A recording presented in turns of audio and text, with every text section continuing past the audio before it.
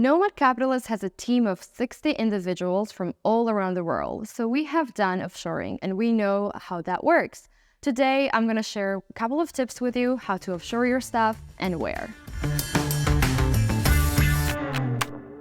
I'm Khatia. I work as an HR manager here at Nomad Capitalist, where we help 7 or 8 figure entrepreneurs, investors to get second citizenships, passports, residencies to reduce their taxes and go where they're treated best. So what does offshoring mean and why do companies choose to do that? Offshoring means relocating one or more aspects of companies' operations to another location. That can be IT operations, that can be manufacturing, customer service, or many others. Many big companies, Apple, Amazon, have done that, and they have moved part of their teams and operations to another locations. And let's talk about the reasons why you would do that. So first and very obvious reason is cost reduction. One of the primary motivation is to find a local talent that will do the job just as well, and sometimes maybe even better, with much lower costs. Also, administrative and operative costs are also much lower in some countries. Companies in many cases benefit not only from lower payroll costs, but also lower taxes, lower operational costs,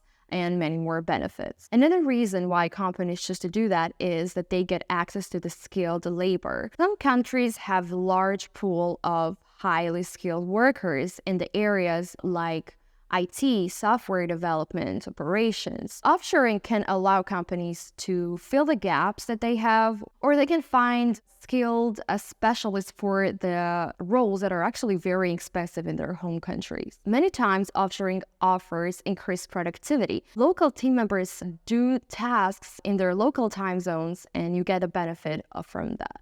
Companies choose to do offshoring when they want to expand their operations in different markets. Having local staff helps you a lot with market expansion, especially if you want to create new business units, new partnerships in local countries, or you'd like to cater better and understand the local audience better. One thing that we talk about a lot is risk diversification. If you have your operations in many different countries, you're not only get the benefits from lower costs for payroll or having more skilled talent, but you're actually diversifying the risks for your company. As we see, there are some political events happening that can affect single location very easily. So if you have your team and in general your operations diversified in different areas of the world, you will be less affected. One of the reasons that companies choose to offshore their staff is that they do get benefits in foreign countries. They get tax or regulatory benefits from local governments so that they can do the business there easily. Several countries have adopted very friendly policies for foreign business owners, and the reason for that is that they do actually want you to go there and offshore your staff. I would say one of the countries like that in Europe is Ireland, and they do have native English speakers, which makes them very attractive for offshore companies. I would say in Europe, another countries that offer friendly environment are Estonia and Latvia. About Estonia, I can say that their very advanced IT and tech environment is very attractive for offshoring the staff. I can say that to give you an example, in Middle East, the UAE, and in Southeast Asia, Malaysia, and Philippines are the countries that have adopted some of the friendly policies for foreign business owners.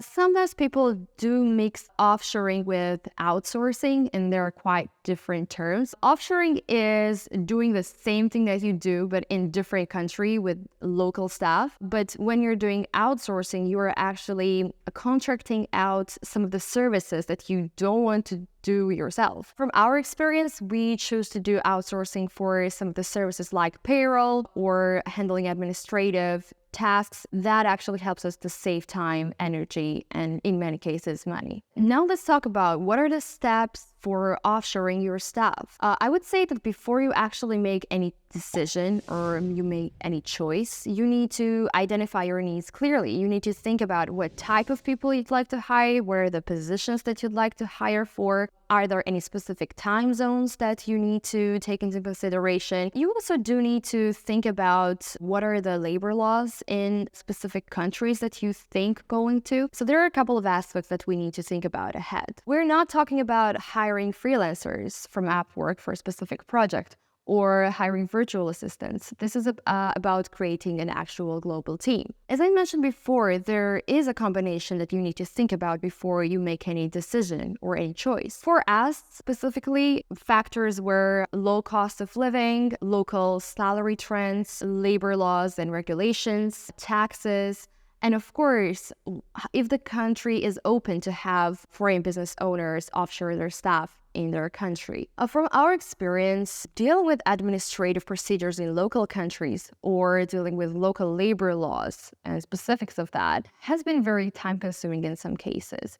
But in the end, again, you have to make a calculation. Is it worth for you to offshore your staff? I can actually give you a very quick example and average numbers for basic functions like customer service roles in different countries. Like in Malaysia, you can hire a customer service representative for $7,000 or $8,000 a year. In Georgia, that number is $6,000 a year. For Hungary, to go to in Central Europe, it's $50,000 a year. And if you go to Ireland, you can find that person for around 50,000 euros per year. To give you an idea about Colombia in South America, you can get that person for 10,000 US dollars a year. From our experience in Armenia, you can hire the best person in IT for 24,000 US dollars a year, someone that speaks great English, that is professional in their job. So in the end, you have to really make a calculation. What is it that you're saving by offshoring your staff in those locations? After you choose what kind of positions you'd like to hire for or where, you need to think about what kind of arrangements you will have with your team members in offshore countries. And you have to be very careful with the local regulations. There are some countries that actually want you to hire people in their countries, as mentioned before, like Georgia, Montenegro, but there are some countries that would not allow you to have a lot of people in their country, or they would, but you would in the end face some regulatory or tax consequences. Examples of those countries are Germany, the US, New Zealand, and many more. You can create your local company in an offshore country and hire staff directly there. You can be very competitive to the local market because you will be an international company. And the smart people will know that there is a room for advancement in that type of companies. But on the other hand, again, as mentioned before, you will have to really think about local regulations and compliance. So if you do not want to deal with local labor laws or administrative tasks, you can always, again, outsource that to employer on record services, which are usually quite fast and quite professional in their services.